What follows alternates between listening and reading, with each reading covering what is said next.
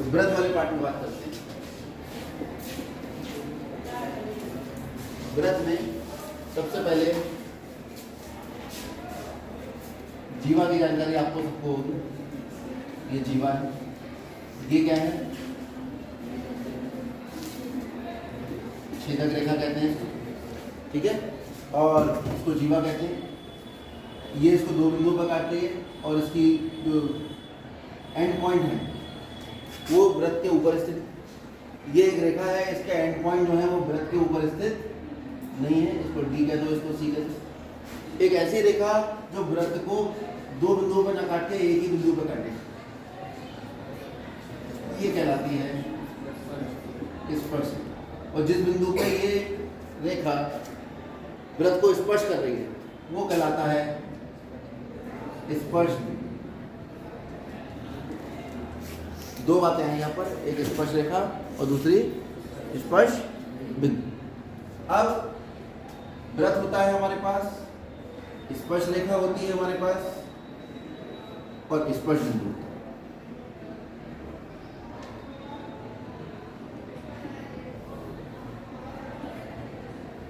ये केंद्र हमें सिद्ध करना है। वृत्त की त्रिज्या स्पर्श रेखा पर लंब होती है।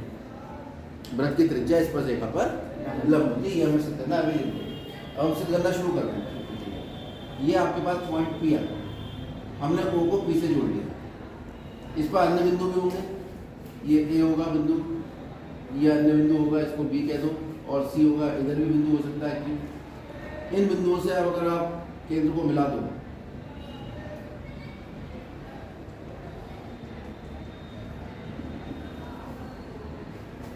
तो हम देख रहे हैं कि ये जितने भी बिंदु से केंद्र की दूरी है, ये इस पी से जो दूरी है उससे ज़्यादा है या नहीं? अगर इस रेखा L पर आप कोई भी बिंदु ले लो, इस पी के अतिरिक्त, तो उस बिंदु की दूरी केंद्र से अगर निकालोगे तो वो दूरी इस केंद्र की पीछे दूरी से हमेशा ज़्यादा होगी। क्यों? क्योंकि वो बिंदु वृत्त के बाहर होगा, और वृत्त के बाहर अगर कोई बिंदु है तो वो तो त्रिज्या से ज़्यादा दूरी को। अरे कॉमन सेंस समझ में आ रही है बात? ठीक है। अगर वो बिंदु यहाँ है तो आप यहाँ से बाहर निकल आए ना, इतनी दूरी ज़्यादा तय कर लिया आपने। यहाँ तक क्या थी त्रिज्या? वो तो ये थी। इसका मतलब इन सभी दूरियों में सबसे छोटी दूरी कौन है? कौन है सबसे छोटी दूरी? अगर केंद्र की दूरी अगर हम स्पर्श रेखा से निकालना चाहें तो केंद्र O से स्पर्श रेखा पर स्थित सभी बिंदुओं में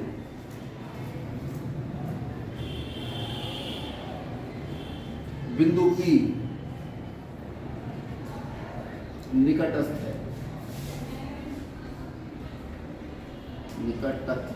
निकटस्थ, ठीक, सबसे निकट स्थित है। ठीक है, ये बात समझ में आ गई? इसका मतलब ये जो OP है ये क्या हो गई? इस बिंदु से इस रेखा की न्यूनतम दूरी। स्पष्ट है?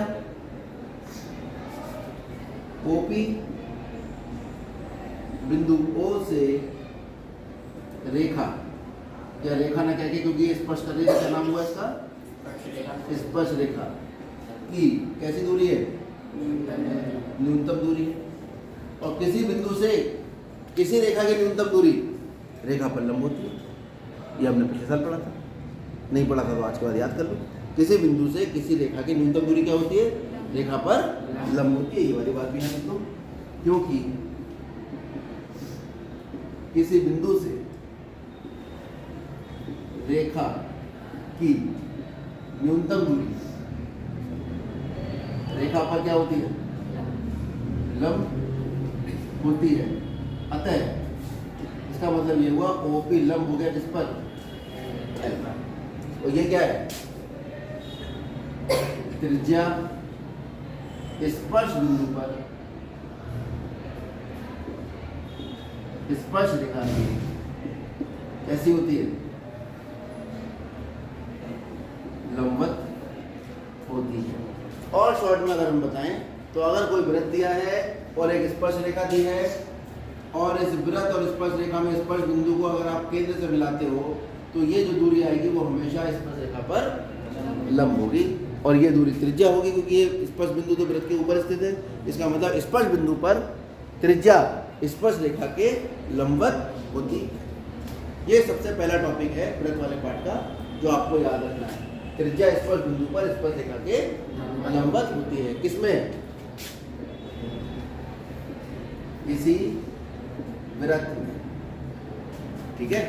कभी स्पर्श बिंदु त्रिभुज का ढूंढने लगो, है ना, तो स्पर्श बिंदु हमेशा कहाँ मिलेगा आपको? वृत्त पर ही मिलेगा, जो आपका हाई स्कूल का कोर्स है, ठीक। तो ये हमने जो आपको कराई है ये 10.1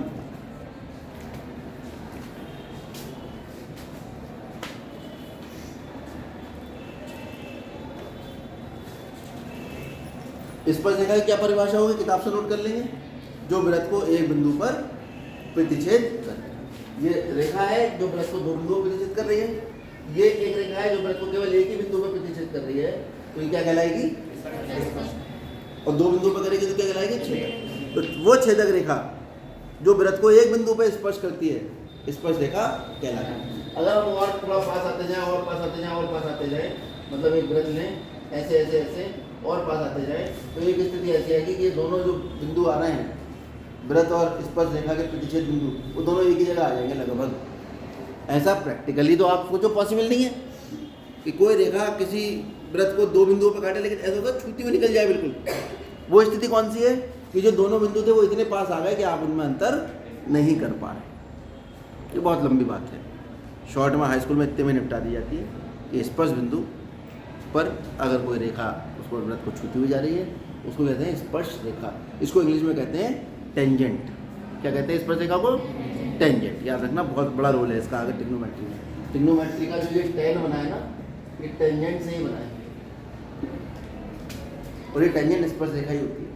11वीं क्लास 12वीं क्लास में जाके और विस्तार से इसके बारे में पढ़ो। प्रश्नावली 10.1 एक वृत्त की कितनी स्पर्श रेखाएं हो सकती हैं? एक वृत्त की तो बहुत हो सकती है, जितनी चाहे बनाओ। ये लो, हाँ, एक वृत्त की एक स्पर्श बिंदु पर, एक वृत्त की एक स्पर्श बिंदु पर केवल एक ही हो सकती है। लेकिन एक वृत्त की अगर बात की जाए तो उसमें तो आप जितनी चाहे उतनी बनाइए।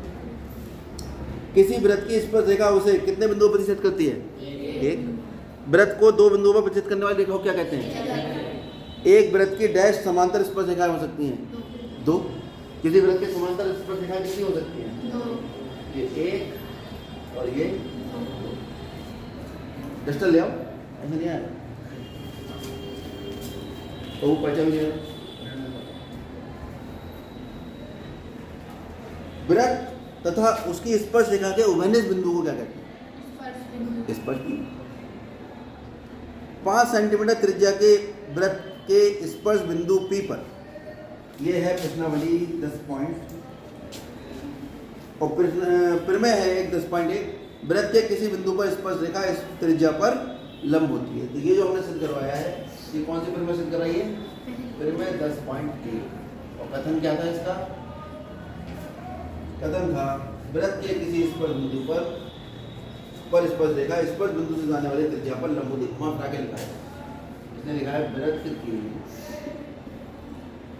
ये हमने जो पढ़ाया आपको ऐसे पढ़ाया कि जैसे किसी ने ढूंढा होगा, पहले थोड़ी ना प्रमेय बनी होगी, किसी ने ये सब क्रियाएं की होंगी, करने के बाद फिर उसको पता लगा होगा। अब लिख देते हैं, क्या पता लगा? वृत्त के किसी बिंदु पर स्पर्श रेखा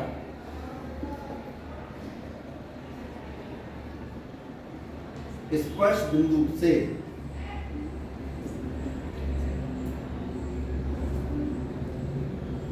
जाने वाली, ये इसे लिखा हुआ है, किताब में सब लिखी है, किताब हम लोगों के पास है। त्रिज्या पर क्या होती है? लंब होती है। ठीक, कथन आप लिख लेंगे, सिद्ध हमने कर दिया। सवाल हमने बता दिया। इससे निष्कर्ष ये निकला कि वृत्त के किसी बिंदु पर केवल एक ही स्पर्श रेखा हो सकती है, ये हमने बता दिया। स्पर्श बिंदु से त्रिज्या को समाप्त करने वाली रेखा को उस बिंदु पर अभिलंब कहते हैं। ये कह रहा है कि ये जो स्पर्श रेखा है, कोई भी स्पर्श रेखा, उसके स्पर्श बिंदु पर अगर हम कोई ऐसी रेखा खींच रहे हैं जो इस पर लंब है, तो इसको एक नाम और देते हैं अभिलंब। क्या नाम देते हैं? यहाँ समझिए, ये वृत्त है, ये स्पर्श रेखा है, ये कक्षा 12 में आप इसके बारे में पढ़ेंगे। ये है स्पर्श रेखा, ये P है, इसे कहेंगे स्पर्श बिंदु, और स्पर्श बिंदु पर अगर हम कोई लंब बना रहे हैं 90 डिग्री तो इसे कहते हैं अभिलंब। ये पूरी रेखा क्या कहलाती है? अभिलंब। ये अलग बात है कि ये रेखा कहाँ से होकर जाएगी? केंद्र से होकर जाएगी। क्यों होकर जाएगी? क्योंकि इस स्पर्श बिंदु को हम केंद्र से जोड़ेंगे तो केंद्र से ये त्रिज्या होगी, त्रिज्या इस पर लंब होगी, और एक बिंदु पर लंब दो रेखाएं नहीं हो सकती, एक बिंदु पर लंब एक ही रेखा होगी। इसका मतलब OP और अभिलंब दोनों कैसे हो गए? संपाती हो गए। समझ में आ गई? ठीक है। एक बिंदु से स्पर्श रेखाओं की संख्या, किसी वृत्त पर एक बिंदु से कितनी स्पर्श रेखाएं खींची जा सकती है? ये बाह्य बिंदु है, कितनी स्पर्श रेखाएं? अब यहाँ पे भी 3 स्थिति होगी। एक बिंदु से वृत्त पर स्पर्श रेखाओं की संख्या, किसी बिंदु से वृत्त पर स्पर्श रेखाओं की संख्या। Number of tangent from a point to the circle, यानी number of tangent from a point to the circle. अब यहाँ पर सबसे बड़ी बात यह है कि वो पॉइंट जो है वो स्थित कहाँ पर है, क्योंकि पॉइंट मैंने कल क्या बताया था कि वृत्त किसी समतल को कितने भागों में बांटता है? 3 भागों में, बाहर, अंदर और वृत्त के ऊपर। तो पॉइंट भी तो ऐसे हो सकता है, तो बाहर होगा, या पॉइंट वृत्त के अंदर होगा, या पॉइंट वृत्त के ऊपर होगा। ऐसे तो हो सकता है, 3 स्थिति तो हो सकती है। अगर पॉइंट वृत्त के बाहर है तो एक पॉइंट से कितनी स्पर्श रेखाएं खींच सकते हो?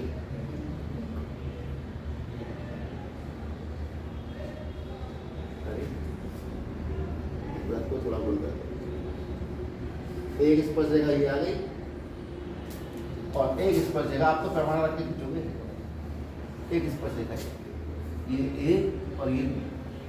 अगर हम बात करें स्पर्श रेखा की लंबाई, अगर मैं ये शब्दावली लिखूं कि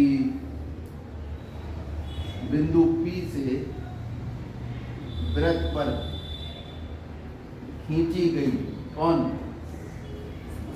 स्पर्श रेखा की, वृत्त को छोटा कर,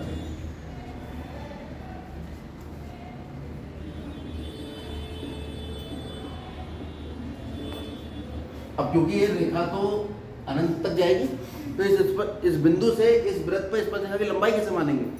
तो जो स्पर्श बिंदु आएगा वहां तक की दूरी को ही स्पर्श किसी बिंदु से PA तथा PB। क्लियर है बात? मतलब ये स्पर्श बिंदु है ना, तो स्पर्श बिंदु तक की दूरी बाह्य बिंदु से कहलाती है स्पर्श रेखा की लंबाई। कौन सी स्पर्श रेखा? जो इस बिंदु से इस वृत्त पर खींची गई। अगर कोई बिंदु वृत्त के अंदर है, केंद्र तो ये है, क्या स्पर्श रेखा खींची जा सकती है? कितनी स्पर्श रेखा खींच सकते हो?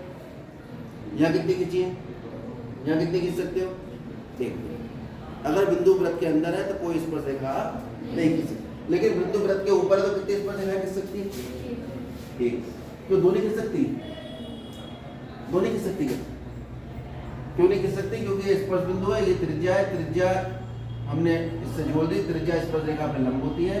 अगली स्पर्श रेखा अगर होगी भी तो वो भी त्रिज्या पे लंब होगी, और एक ही बिंदु पर एक रेखा पर दो लंब रेखाएं नहीं हो सकती, एक ही होगी।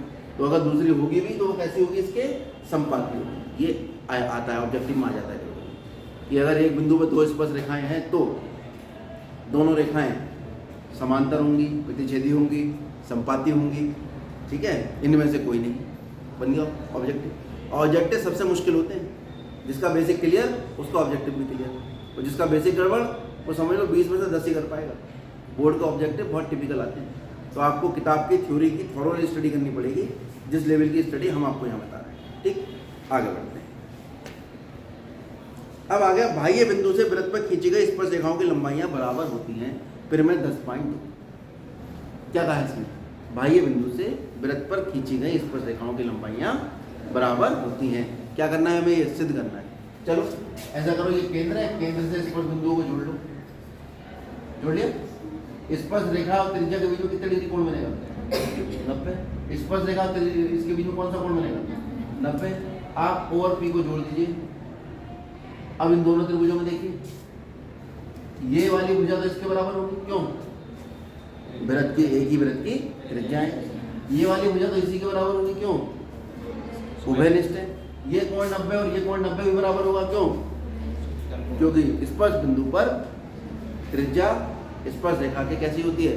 लंबवत होती है। तो ये कोण 90 हो गया, और ये कोण, ये भुजा इसके बराबर, और ये उभयनिष्ठ।